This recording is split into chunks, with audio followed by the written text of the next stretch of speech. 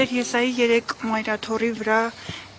հերթական ոտնձգությունը տեղի ունեցավ, բայց հավատավոր ժողովրդի միասնականությունը ցույց տվեց, որ մայրաթորը անսասան է։ Ինչպիսին է երեկվա իրադարձություններին ձեր գնահատականը եւ Վեհափար Հայրապետի վերաբերմունքը այս ամենին ինչպես է հիմա Վեհափար Հայրապետը տեսնելով հավատավոր ժողովրդին իր կողքին։ Վեհափար Հայրապետը իր առաքելության մեջ ամուր է եւ հաստատուն է եւ բնականաբար մայրաթորի բնականon գործունեության առումով որևէ բան փոխված չէ եւ մայրաթորը իդեմս Վեհափար Հայրապետի միաբանության շարունակում է իր գործունեությունը, իր առաքելությունը։ Երեկվա դեպքերի հետ կապված պարզապես ցավալի է այն իրողությունը, որ մենք կարող ենք այսպիսի փաստի անդրադառնալ, բայց ամեն դեպքում մենք գիտենք եւ վստահ ենք, որ մեր ժողովուրդը, մեր հավատացյալ հայրենիները եկեղեցու կողքին են, եկեղեցու իբրև հավատացյալներ ամուր են կանգնած իրենց հոգևոր զգացումների եւ ապրումների մեջ եւ բնականաբար իրենց համար եկեղեցին, մեր ժողովրդի համար եկեղեցին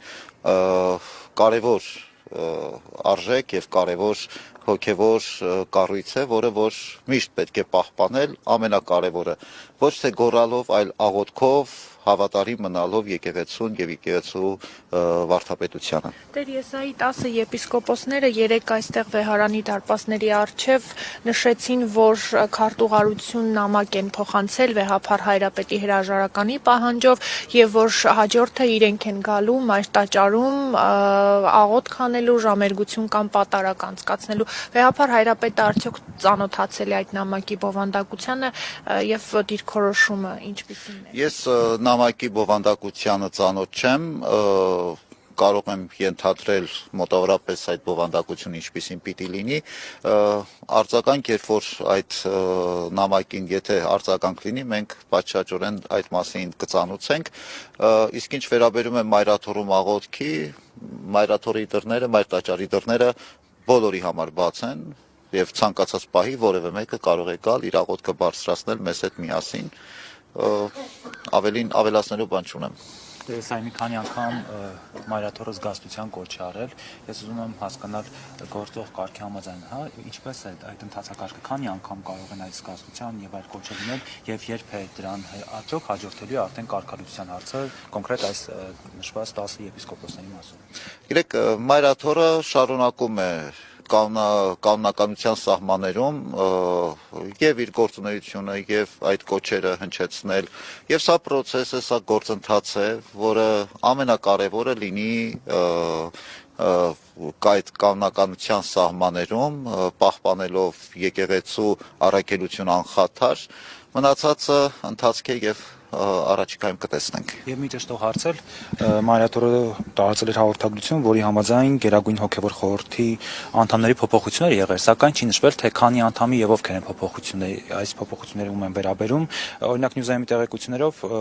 խոսքը Վրթանես Արցախի թեմի առաջնորդ Վրթանես եպիսկոպոս Աբրահամյանի, Մասյացի թեմի առաջնորդ Գևորգ եպիսկոպոս Արոյանի, Բալթյան երկրների թեմի առաջնորդ Վազգեն arczepiskopos Միրզախանյանի մասին է։ Մեր տեղեկությունները կխնդրեմ հաստատել կամ հերքել եւ արդյոք այս 3 եպիսկոպոսներից բացի այլ անձանց եւս փոփոխություն եղել է թե ոչ։ Այդտեղ նշված տեղեկությունը իրականությանը չի համապատասխանում, որովհետեւ այնտեղ որոշակի սխալներ կան։ Գերագույն հոգևոր խորհրդի կազմից դուրս են եկել Աբրահամ Սրբազանը, Գևորգ Սրբազանը եւ Վազգեն Սրբազանը։ Իսկ նրանց ովքեր են փոխարինելու։ Փորձեմ անունները ճիշտ հիշել, փոխարինելու են Մակար Սրբազանը, Վիրահայոց թեմի Սրբազանը, Կիրակոս Սրբազանը եւ ինչպես չէ, Վահան Սրբազանը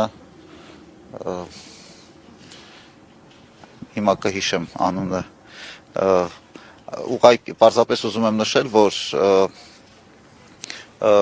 Գերագույն հոգևոր խորհրդի անդամները, հոգևորական անդամները ընտրվում են կամ նշանակվում են կապված աշխարհագրական դիրքից, աշխարհամասից եւ նաեւ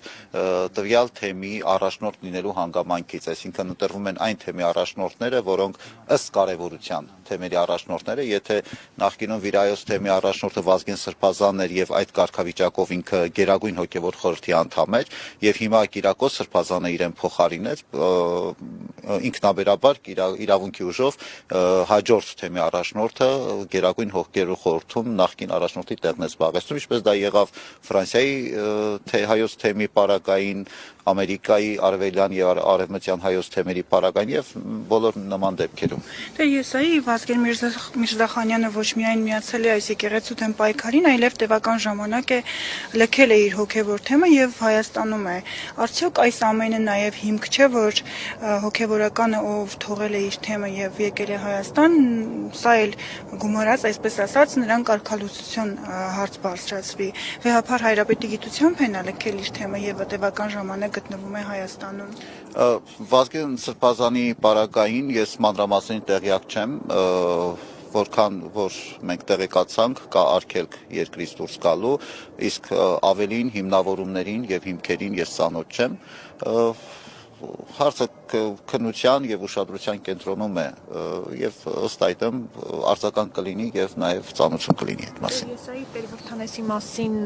որևէ նոր տեղեկատվության տիրապետում եք, ինչպես է։ Այս պահին Տեր-Վրթանեսը բժիշկների հսկողության տակ է, վիճակը կայուն է, գիտակցությունը տեղը, պարզապես հիմա այդ 72 այդ ժամվա այդ ճգնաժամային վիճակն է, որ պիտի անցնի,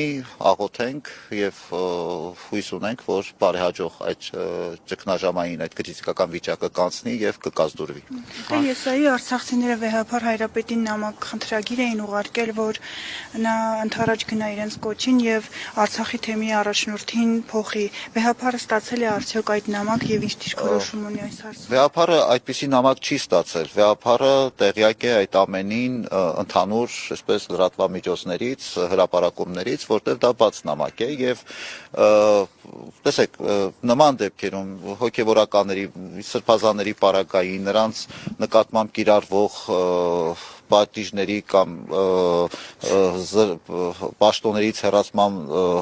առումով ընթացքում եթե նման որևէ որոշում լինի, մենք պատշաճորեն դա կծանուցենք, բայց այս պահին այս ամեն ինչը գործընթաց է, որի մեջ բոլորս ակնկալում ենք, որ ամեն ինչ կլուծվի միասնականությամբ, եկեղեցու ներքին խաղաղությունը եւ միասնականությունը պահպանելով։ Աղոթենք, որ Աստված մեզ առաջնորդի եւ մեզ իմաստություն պարգևի։